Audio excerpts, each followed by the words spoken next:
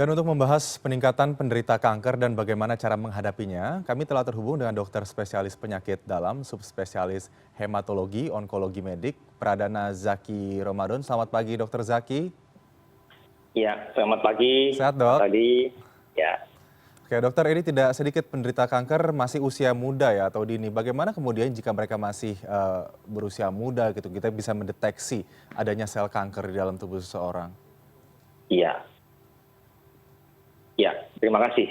Jadi memang saat ini tren untuk usia penderita kanker ya di luar pasien kanker anak-anak gitu ya. Jadi pasien kanker yang selama ini seringkali kita temukan pada usia lanjut ataupun dewasa yang beranjak ke usia lanjut, itu trennya sekarang sudah mulai juga terkena pada usia remaja atau dewasa muda. Nah, oleh karenanya tentu perlu suatu awareness gitu ya, suatu perlu dari teman-teman yang usia muda untuk aware tentang hal-hal yang kaitan dengan kanker. Nah, kaitan dengan deteksi dini sendiri untuk kanker, untuk fasilitas maupun sarana prasarana yang ada di Indonesia sudah sangat mumpuni atau sudah sangat memungkinkan untuk melakukan pemeriksaan tersebut. Jadi rasanya satu hal yang perlu yang perlu kita dorong bersama adalah awareness tentang kanker ini, gitu ya, khususnya pada usia-usia muda. Jadi teman-teman yang berada di usia dewasa muda itu rasanya juga harus sudah mulai mengetahui bagaimana gejala ataupun cara deteksi dini untuk kanker-kanker tertentu. Nah, sehingga pengobatan andekan terdiagnosis kanker masih dalam periode yang dini dan sehingga angka harapan hidup maupun kesembuhannya bisa jauh lebih baik. Jadi itu pesannya mungkin. Oke, Dok, ini data yang saya dapatkan ada 3,7 juta penderita kanker ini tidak terselamatkan. 3,7 juta dari 10 juta penderita kanker tidak terselamatkan begitu. Artinya mungkin sudah mendeteksi kankernya di dalam tubuh sudah stadium akhir begitu, stadium 4. Nah, itu bagaimana kemudian, Dok, kita bisa mengetahui gejala-gejala yang ada di dalam tubuh kita sebelum kemudian kanker ini dinyatakan adalah kanker yang sudah mulai ganas atau stadium akhir? Iya, salah satu permasalahan kanker di Indonesia adalah seringkali pasien datang sudah dalam kondisi stadium yang lanjut, sehingga tentu juga berpengaruh terhadap kesembuhan dan juga harapan hidupnya. Nah, itu tadi yang disampaikan. Nah, sehingga pesannya adalah sedini mungkin, sebisa mungkin, bila ada gejala atau tanda terkait dengan kanker, maka harus segera memeriksakan diri ke fasilitas terdekat. Nah, rasanya fasilitas di Indonesia begitu, itu sudah sangat jauh lebih baik sekarang untuk bisa paling tidak mendeteksi maupun mengenali gejala dini.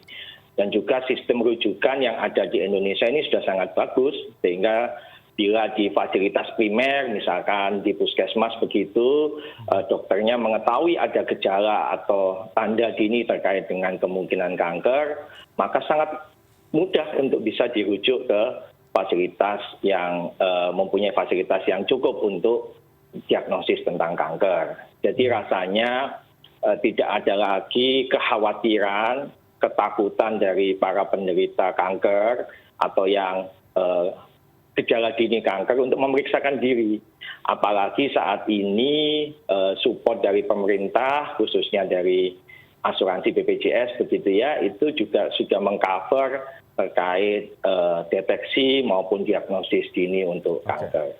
Jadi penting sekali untuk teman-teman untuk stigma bahwa kekhawatiran atau ketakutan untuk memeriksakan kanker ini sudah harusnya tidak boleh ada lagi. Itu salah satu caranya.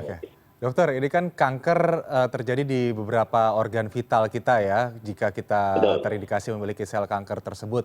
Nah, pada saat seseorang mengalami suatu gejala atau simptom, bagaimana kemudian kerangka waktu, framework yang harus dipahami oleh seseorang jika mengalami sakit tertentu di organ vitalnya, ini bisa jadi adalah sel kanker begitu. Bagaimana kita bisa men-self diagnose diri sendiri terlebih dahulu sebelum akhirnya kita mengkonsultasikan pastinya ke dokter? Iya, Jadi kanker itu kalau secara umum ya, kalau di bidang kami, di bidang saya paling tidak ada dua hal yang perlu dievaluasi, yakni yang kaitan dengan solid tumor. Solid tumor itu seperti benjolan begitu ya. Yang kedua kanker darah. Bidang saya kebetulan juga kanker darah. Tapi mungkin kita lebih akan bahas yang kanker yang tadi, yang tumor tadi. Jadi secara umum kanker itu kan tumor yang ganas ya. Jadi tumor itu bahasa awamnya adalah benjolan.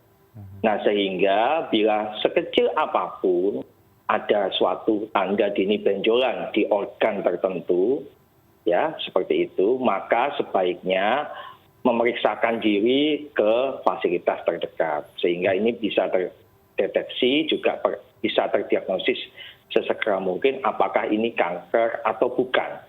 Karena bukan berarti semua benjolan adalah kanker, tidak seperti itu. Tetapi paling tidak ada awareness, begitu ada problem khususnya terkait benjolan sekecil apapun segera diperiksakan kepada fasilitas terdekat untuk didiagnosis lebih lanjut. Mungkin saran saya seperti itu, Mas Adi. Dokter Zaki, ini kan bicara soal pengobatan kanker ya, terkadang kemoterapi yang dilakukan, kemudian berbagai treatment ini bisa membuat seseorang penderita kanker mentalnya jadi drop gitu dok. Bagaimana kemudian agar mental tetap kuat, imunitas tetap kuat begitu saat menjalani pengobatan atau treatment untuk kanker?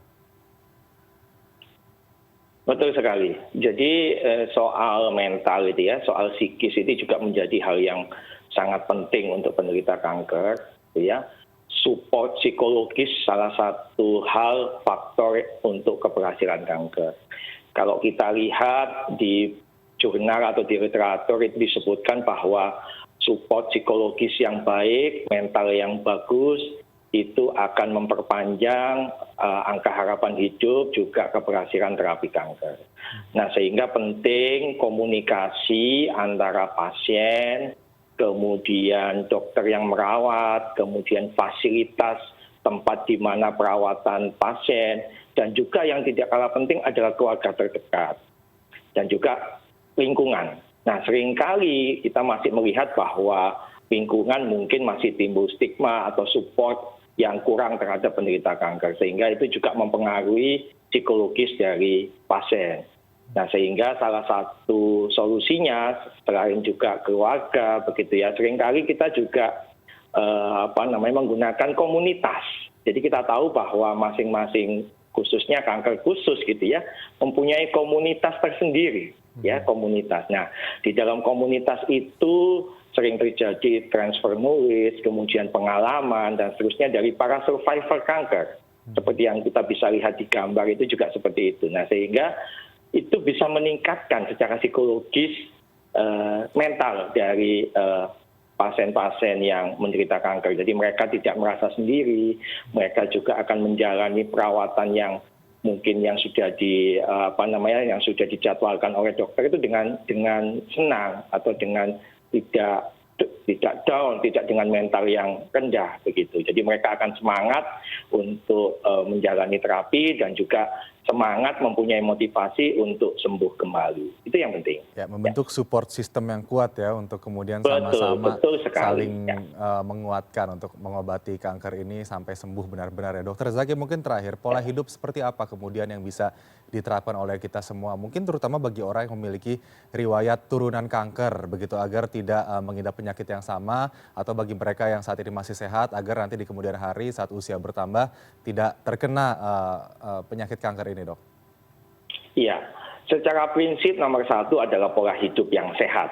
Ya, jadi pola hidup yang sehat itu akan sangat baik untuk menguatkan imunitas kita, gitu ya.